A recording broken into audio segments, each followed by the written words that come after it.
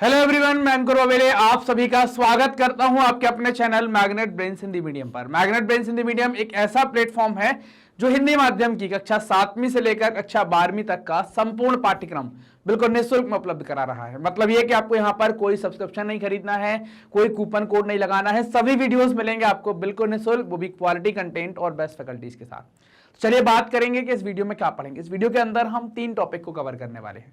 एक आंकड़ों का प्रक्रमण मतलब प्रोसेसिंग ऑफ डेटा के बारे में, दूसरा आंकड़ों का वर्गीकरण, थोड़ी सी बात हम देख चुके थे पहले क्लासिफिकेशन ऑफ डेटा के बारे में, और वर्गीकरण की प्रक्रिया जैसे हम बांटते हैं ना, हम 1-2 टाइप के अलग अलग ग्राफ भी देखेंगे यहाँ पर। तो ये 3 टॉपिक हम कवर करेंगे।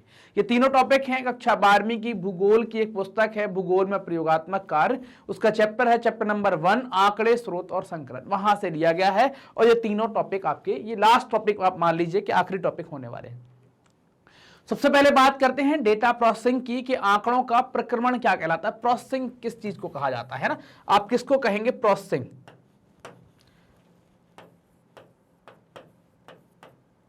इससे आपका क्या लेना देना है, आप प्रक्रमण से मतलब क्या होता है। ठीक है, मैं आपको एक उदाहरण देता हूं, है ना। अपन थोड़ा सा आगे चलते हैं, उदाहरण लेकर बात करते हैं।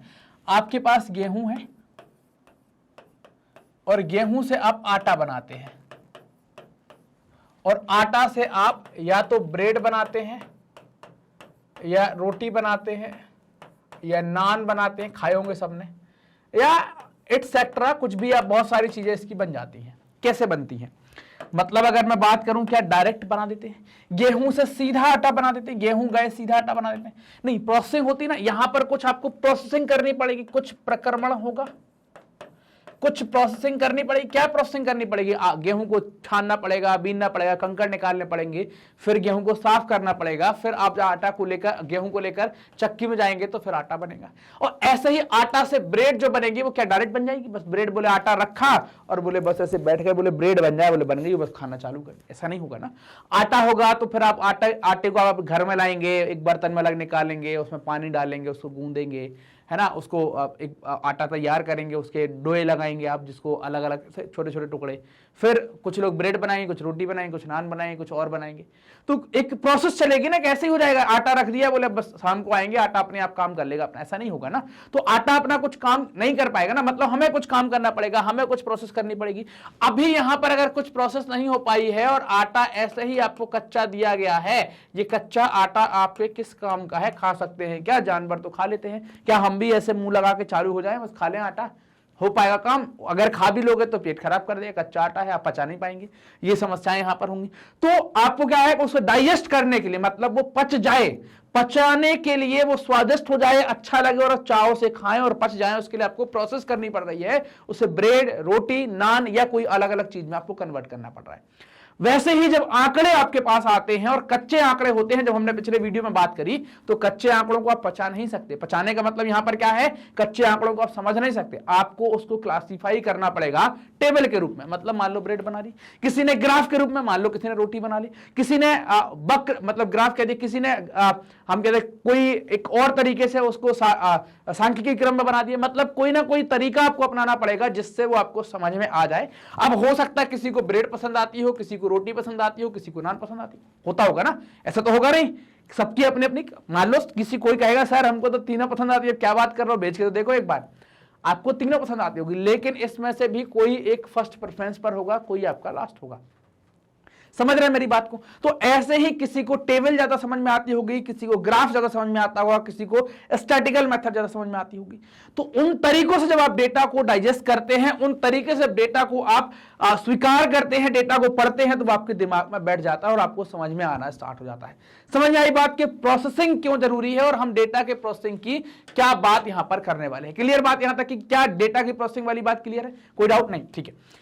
कच्चे आंकड़ों का आपको प्रक्रमण करने के लिए चयनित वर्गों को उनके सारणीयन और वर्गीकरण क्या हो सकता है। मतलब हमने क्या समझा यहां पर, हमने समझा कि जो कच्चा डाटा आएगा उसको आपको कुछ सही व्यवस्थित तरीके से आपको जमाना पड़ेगा। जो भी मेथड आप उपयोग करना चाहें, या तो सारणी बनाकर या ग्राफ बनाकर या कोई और तरीका, लेकिन आपको उसे समझने के लिए, उसे डाइजेस्ट करने के लिए आपको उसे क्लासिफाई करना पड़ेगा, बांटना पड़ेगा। उदाहरण के लिए तालिका के आंकड़ों का हम उपयोग करेंगे और हम देखेंगे कि आंकड़े कैसे हैं। आप पाएंगे कि आंकड़े अवर्गीकृत हैं, अनक्लासिफाइड हैं। जिसे मान लीजिए कि ये आंकड़े आपको दिए गए हैं, कक्षा 10 भूगोल विषय में 60 विद्यार्थियों के प्राप्तांक आपको दे दिए गए। समझो क्या, समझोगे आप? कितना टाइम लगेगा समझने में, दिमाग को प्रोसेस करवाना पड़ेगा। कहीं 47 लिखा है, कहीं 2 लिखा है, कहीं 39 लिखा है, कहीं 64 लिखा है, कहीं 73 लिखा है, कहीं 12 लिखा है, कहीं 35। आपको फेल पास की गणना करने में भी यार बहुत टाइम लगेगा। आप इसको खिचड़ी बना दोगे, अरे यार ये ऐसे कितने हैं जिनके दहाई के ऊपर नहीं जा पाए अंक, है ना, एक मतलब जिनके 10 नंबर से कम रहे, ऐसे कितने, ये सारी समस्याएं आपको यहां पर आएंगी। तो इसको समझने के लिए क्या करना पड़ेगा, प्रोसेस। वैसे जैसे आटे से रोटी या ब्रेड बनाइए, तब समझ में आया, तब टेस्टी लगी, चाय में डुबो, डब डब खाई कि नहीं। ऐसे ही इसको समझने के लिए आपको क्या करना पड़ेगा, आपको कुछ ना कुछ एक प्रोसेस करनी पड़ेगी। चलिए, तो यहां पर क्या है कि सबसे पहला कदम हमारा क्या होगा कि जो आपको अपरिष्कृत रॉ डेटा दिया गया है ना, अपरिष्कृत आंकड़े दी गई है, उनको आपको क्या करना है, उनका लघुकरण, मतलब उनको छांटना है और उनको क्लासिफाई करना है, उनका वर्गीकरण करना है किसी ना किसी एक टेबल के फॉर्म में। तो ये डाटा हमारे पास आ गया।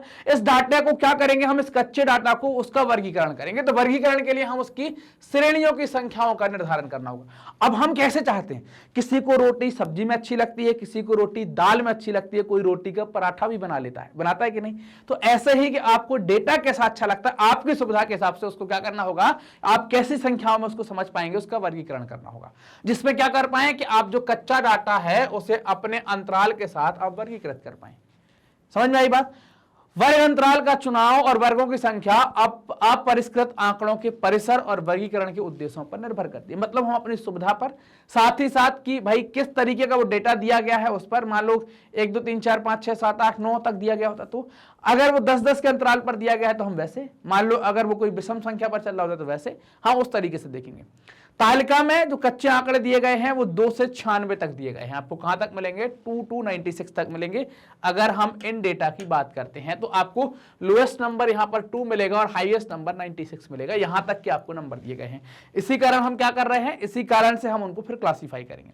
इसलिए हमने क्या डिसाइड किया कि हम 10-10 की यूनिट बनाएंगे, 10-10 इकाइयों की, 0 से 10, 10 से 20, 20 से 30, 30 से 40, ऐसा हम करेंगे। जैसे उदाहरण के लिए 0 से 10, 10 से 20, 20 से 30, ऐसे हम क्या करेंगे यहां पर, ऐसे हम टेबल तैयार करेंगे, है ना, ऐसे हम टेबल तैयार करेंगे। मान लीजिए हमने ये टेबल, ये सिर्फ आप समझिए, हमने क्या कर ली यहां पर, ये टेबल तैयार कर ली, 0 से 10, 10 से 20, 20 से 30, है ना, 30 से 40, 40 से 50, ये हमने यहां पर तैयार कर ली। ठीक, यहां पर हम क्या लिखेंगे, ये वर्ष ना लिखकर इसको आप कर दो यहां पर प्राप्तांक, है ना, क्या कर दो, प्राप्तांक। अगर ईयर होगा तो ईयर लिख लेंगे, चूंकि हम प्राप्तांक मतलब जो आपको नंबर मिले हैं उन पर हम बात करने वाले। कच्चे आंकड़े आपको दिए गए थे उनको हम लिखते चलेंगे। ये एक साइन बना दिया हमने कि हम कैसे उसको मिलाएं, मतलब हम अगर किसी में बना दें तो आपको समझ में आ जाए कि कौन से साइन की यहां पर हम बात कर रहे हैं। और साथ ही साथ यहां पर हमने संख्या लिख दी, कितने व्यक्ति ऐसे हैं जिनका ये है, किसी को 2 2 9 6, मतलब 0 से 10 में कितने व्यक्ति आते हैं उनकी संख्या यहां पर लिख दी। क्लियर बात। तो हमने क्या कर लिया यहां पर कि 10-10 के ग्रुप बना लिए, 0 से 10, 10 से 20, 20 से 30, ऐसे ग्रुप हमने यहां पर तैयार कर लिए, ये ग्रुप हमने बना लिए। अब हम क्या करेंगे, एक बार वर्गों की संख्या और प्रत्येक वर्ग का अंतराल हमने निश्चित कर लिया, तब कच्चे आंकड़ों क्या करेंगे, वर्गीकृत करेंगे, जैसे तालिका में दर्शाएंगे। अभी हम देखेंगे। और ये क्या है, एक प्रचलित विधि है, इसी तरीके से करते हैं, जिसे 4 and क्रॉस विधि कहा जाता है। कौन सी विधि कहलाती है, इस टेबल फॉर्म को 4 and क्रॉस विधि कहलाते हैं, या मिलान चिन्ह के नाम से इसको जाना जाता है। क्लियर। सबसे पहले वर्ग की प्रत्येक इकाई के लिए जिसके अंतर्गत वो आता है उसको मिलान चिन्ह निर्धारित कर देंगे, बता देंगे क्या है। उदाहरण के लिए कच्चे आंकड़ों की पहली संख्या 47, तो 40 से 50 के वर्ग में आती है, तो उसे तीसरे कॉलम में आप डाल देंगे। चलिए देखते हैं करके। अब आप देखें 0 से 10 के बीच में कितने आ गए यहां पर, तो 0 से 10 के बीच में आप देख पा रहे होंगे, है ना, 0 से 10 के बीच में आप देख पा रहे होंगे 2 2 4 2 2 9, है ना, 2 2 9 और 6, मतलब टोटल लोगों की संख्या कितनी हो गई, 4 हो जाती है यहां पर। और इसके लिए चिन्ह क्या रख दिया है यहां पर, 1 2 3 4, ये मिलान चिन्ह होगा, 1 2 3 4 ये चिन्ह हो गए। अब अगला जो आंकड़ा आपका आने वाला है, अगला होगा 20 से 30 के बीच में, तो क्या करेंगे, अब 10 से 20 के बीच में, तो यहां पर 10 15 18 12 17, मतलब कितनी संख्या आई, 5। तो अपन ने मिलान चिन्ह क्या बना दिया, 1 2 3 4 और 5 से इसको काट दिया। क्लियर। ये 5 यहां पर अपन ने, ये 5 यहां पर क्या कर दिया, यहां पर लिख दिया। फिर 20 से 30 तक 22 28 26, है ना, 22 28 26 22 28, कितने हैं, 5। हमने फिर 1 2 3 4 और ये 5, और यहां पर क्या कर दिया, यहां पर भी हमने क्या कर दिया, 5 यहां पर मेंशन कर दिया। अगले की बात करें 30 से 40 तक, तो आप देखें 39 32, 37, 36, 35, 37, 31। मतलब अगर टोटल संख्याओं की अगर बात करते हैं तो टोटल संख्याएं कितनी आपको मिलेंगी यहां पर 7। तो ये 5 का चिन्ह हो गया, 1 2 3 4 5 हो गए और 1 2 ये आ गए, 7 हो गए।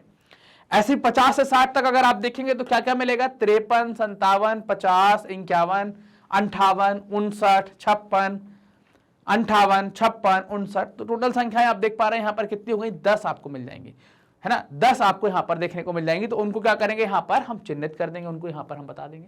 जैसे ये 10 आ गई, यहां पर ये वाला चिन्ह वहां जाना था, 10 आ गई, है ना। ये वाला चिन्ह अपन यहां, ये वाला चिन्ह यहां पर क्या कर देंगे, यहां पर ये चिन्ह यहां पर होना था। क्लियर। अब अगली आगे देखें आप, 60 से 70 की बात करेंगे तो 64, 62, 67, 65, 66, 63, 64, 68, 64 ये आ गए। 8 संख्याएं आपको यहां पर देखने को मिलेंगी। तो क्या करेंगे, ये 5 हो गई और 3 डंडे और खींच देंगे। क्लियर बात। ऐसे ही अगर आप देखें 70 से 80 के बीच में तो 74, 73, 75, 70, 74, 71 मतलब टोटल हो गई 6। टोटल 6 हो गई तो 5 ये हो गई, 1 2 3 4 और 5 और एक और बना देंगे 6। ऐसे हम यहां पर मिलान चिन्ह से इनको निर्धारित करते चले जाएंगे। तो ये हमने क्या किया यहां पर, ये इनको अब ये सारी हमने इसको क्या कर दिया, जो कच्चा डेटा दिया गया था, जो डेटा कुछ इस तरीके का दिया गया था, हमें समझ में नहीं आ रहा था, इसको अब हमने कैसे बांट लिया।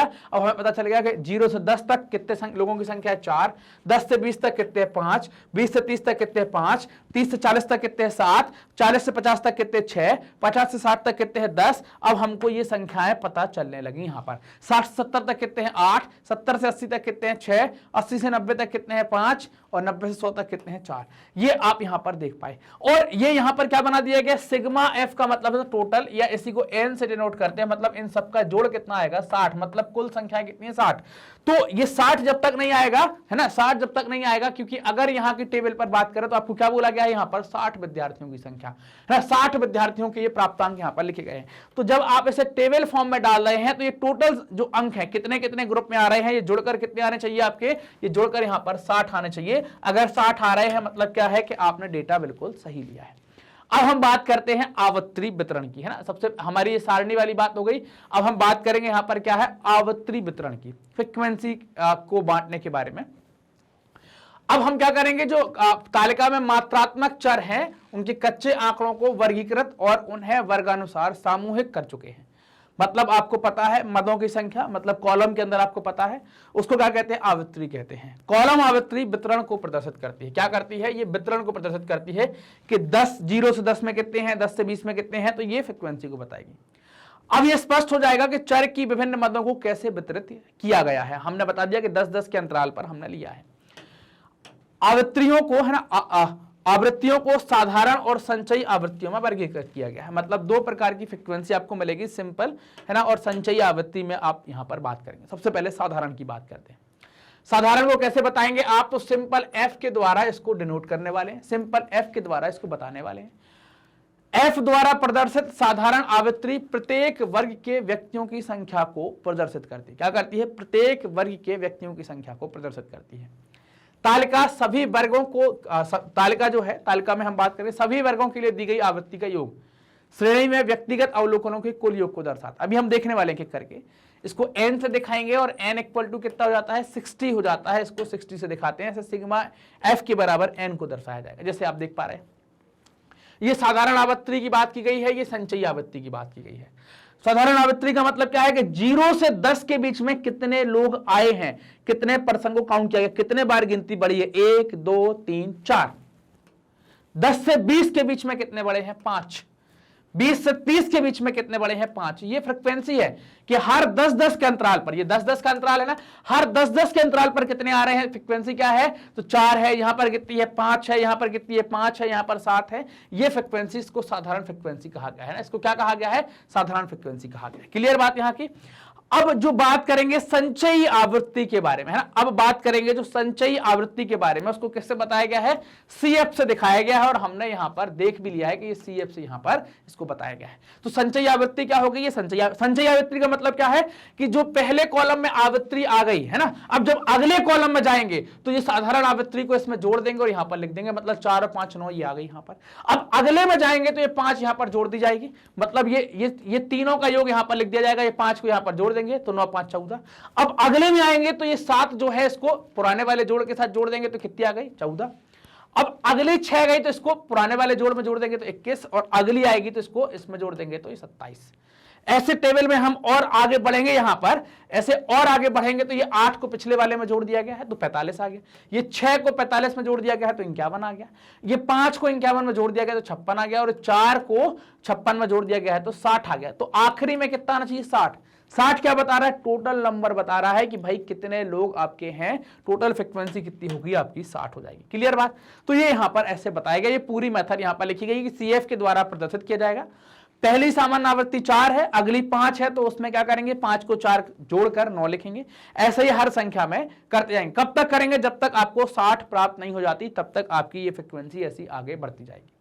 ध्यान देने योग्य बात यह है कि n अथवा EF के बराबर होता है, मतलब जो टोटल आएगा, जो आपकी CF आखिरी आएगी वो n या सिग्मा f के बराबर ही आएगी। मतलब कितनी है? 60 दी गई है तो उसके बराबर ही आएगी। संचयी आवृत्ति का लाभ क्या है? तो इसका लाभ यह है कि एक व्यक्ति आसानी से समझ सकता है कि 27 व्यक्ति ऐसे हैं जिनके प्राप्तांक 50 से नीचे हैं, अथवा 60 व्यक्तियों में से 45 व्यक्तियों के प्राप्तांक 70 से नीचे हैं। मतलब क्या समझ पा रहा है? अगर हम यहां की बात करें तो क्या समझ पा रहा है? यहां पर जब 45 आया है तो इसका मतलब क्या है कि ऐसे व्यक्ति हैं, मतलब शुरू से लेकर आए हैं, मतलब 0 से आए हैं, तो ऐसे क्या है? मतलब 45 व्यक्ति ऐसे हैं जिनका प्राप्तांक मतलब 70 से कम है। क्लियर बात है ना? तो ये यहां पर ऐसे समझने के लिए बात की गई है। मतलब 27 व्यक्ति ऐसे हैं जिनका प्राप्तांक 50 से कम है, 9 व्यक्ति ऐसे हैं जिनका प्राप्तांक 20 से कम है, 14 व्यक्ति ऐसे हैं जिनका प्राप्तांक 30 से कम है, 21 व्यक्ति ऐसे हैं जिनका प्राप्तांक 40 से कम है। समझ रहे हैं? 37 व्यक्ति ऐसे हैं जिनका प्राप्तांक 60 से कम है। आप देख रहे होंगे लगातार यहां पर नंबर बढ़ते जा रहा है, और ये हमको क्या है? आसानी से हम इसका अंदाजा लगा पाएंगे। प्रत्येक सामान्य आवृत्ति इसके समूह अथवा वर्ग से संबंधित होती है ना। सामान्य आवृत्ति जो है वो समूह और वर्ग से जुड़ी होती है। समूह और वर्गों को तैयार करने के लिए अपवर्ती या समावेशी विधि का उपयोग किया जाता है, ये लाई जाती है उपयोग में। अपवर्ती कैसे है? तालिका में सबसे पहले कॉलम में 2 संख्याएं दर्शाई गई हैं। 2 संख्याएं कैसे दर्शाई गई हैं? 0 से 10 वाली, ये 2 संख्याएं दर्शाई गई है। अब इसमें एक संख्या जो है ये निम्न सीमा को बताती है, इससे नीचे तो कुछ उसमें होगा नहीं, और एक संख्या जो है वो उच्च सीमा को बताती है या नहीं बताती है? जल्दी से बताएं, या किसी प्रकार का कंफ्यूजन है? ये बता रही है, एक निम्न सीमा को बता रही है और एक उच्च सीमा को बता रही है कि नहीं बता रही? चलिए अब ये बता दिया। अब उदाहरण के लिए हमने क्या ले लिया? यहां पर 20 और 30 ले लिया, तो अब 20 क्या हो गई? यहां पर 20 हो गई निम्न सीमा और 30 हो गई उच्च सीमा। अब इसमें जो यहां की उच्च सीमा है वो अगले वर्ग के लिए क्या हो जाएगी? 10 और 20 में जब जाएंगे तो अगले वर्ग के लिए क्या हो जाएगी? निम्न सीमा हो जाएगी। अगले वर्ग के लिए निम्न सीमा, और फिर 20 क्या हो जाएगी? उच्च सीमा हो जाएगी। तो ऐसे यहां पर चला। तो अब आपको एक दोष यहां पर समझ में आ रहा होगा, एक दोष आप समझेंगे यहां पर कि सर 10 यहां भी कॉमन है, यहां भी कॉमन है, कहां काउंट करेंगे? अगर 10 आ गया तो कहां काउंट करेंगे? ये तो बड़ी समस्या आ गई। तो अब हमें यही इस समस्या का हल निकालना है। समस्या को हमें देखना, हमेशा हम निम्न स्तर पर काउंट करेंगे, मतलब यहां पर काउंट होगा, यहां पर हम काउंट नहीं करेंगे, है ना। ये हम मान के चलते हैं कि निम्नतम पर ही लेते हैं, अधिकतम यहां पर जैसे 10 20 आया है, 20 से 30 आया है, तो इस वाले ग्रुप में 30 को काउंट नहीं करेंगे, इसमें कर लेंगे। इसमें 40 को काउंट नहीं करेंगे, उसे अगले में काउंट कर लेंगे। अब देखो 30 क्या है? यहां पर हमने देखा जैसे 0 10 का देखा था, ऐसे यहां पर 20 और 30 30 और 40 का देखा, 30 दोनों वर्ग में। लेकिन कोई भी अवलोकन जिसका मूल 30 है उसे किस वर्ग में डालें, ये तो समस्या है ना, उसे किस वर्ग में डालें? तो उसे हमेशा निम्न सीमा पर रखा जाएगा, है ना, निम्न सीमा पर ही रखेंगे, उच्च सीमा में नहीं रखेंगे। इसलिए इस विधि को अपवर्ती विधि कहते हैं, जब हम जान सकते हैं कि तालिका के सभी सीमांत मूल्य कहां जाएंगे। तो ये क्या कहलाएगी? आपकी अपवर्ती कहलाएगी, इसको अपवर्ती कह दिया जाएगा। समावेशी क्या है? इस विधि में एक मूल्य जो कि, है ना, इस विधि में एक मूल्य जो कि उच्च वर्ग, है ना, उच्च सीमा के मूल्य के समान होता है, उसे उसी वर्ग में रखा जाता है। इसलिए इस विधि को समावेशी विधि कहते हैं। इस विधि में वर्गों को अलग प्रकार से प्रदर्शित करेंगे। तालिका के पहले कॉलम में जैसे दिखाया गया है उससे थोड़ा सा अलग करेंगे। मतलब क्या करेंगे? अब यहां पर 0 से 10 ना करके हम क्या करेंगे? 0 से 9 कर देंगे। तो यहां तक ही आ जाएगी, 9 तक की बात पूरी हो जाएगी। फिर अगला क्या होगा? 10 से 19 हो जाएगा। ऐसे हम यहां पर चलेंगे। ये इस तरीके से हम यहां पर इससे क्या करेंगे? वर्गीकरण करने वाले हैं। महत्वपूर्ण बात यह है कि इस विधि में वर्ग का विस्तार 10 इकाइयों तक होता है। उदाहरण के लिए अगर आप देखें तो 50 से 59 आप देखें तो ये कितना है? इसमें 10 है। 50 51 52 53 54 55 56 57 58 59, कितने? 10 संख्याएं हो गई, है ना। तो ये 10 हो जाती है यहां पर। तो इस विधि में उच्च और निम्न दोनों सीमाएं आवृत्ति वितरण को प्राप्त करते हैं। मतलब इसमें हम 50 को भी लेंगे, 59 को भी लेंगे, इसलिए इसको समावेशी कह लेते हैं कि सब समाविष्ट होगा, इसको समावेशी कह लिया जाता है। जिसे आप देख पा रहे हैं इसके पहले अब हम 0 से 10 की बात कर रहे थे, अब ये यहां पर 0 से 9 की बात आ गई। तो 10 तो हमें लेना ही नहीं था इसमें, 10 तो हम इसमें ले ही नहीं रहे थे, लेकिन अब क्या है कि अब बात ही नहीं है, अब यहां पर समस्या ही सॉल्व कर दी गई है। तो ये यहां पर 4 जो बताई गई थी वही है, सेम चलेगा वैसे ही। मतलब पिछले वाले कॉलम में क्या कर रहे थे, हम 0 से 10 ले रहे थे, लेकिन जो अंक 10 आ रहा था उसको काउंट नहीं कर रहे थे, उसको हम अगले वाले में काउंट करेंगे क्योंकि निम्न सीमा पर काउंट करेंगे।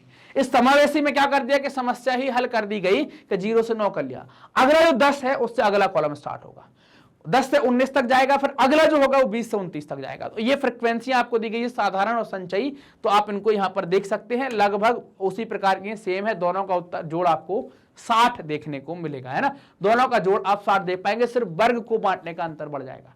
वहां पर 0 से 10, 10 से 20, 20 से 30 चल रहा था, यहां पर 0 से 9, 10 से 19, है ना, 20 से 29, ऐसे यहां पर आपको वर्गीकरण देखने को मिलेगा।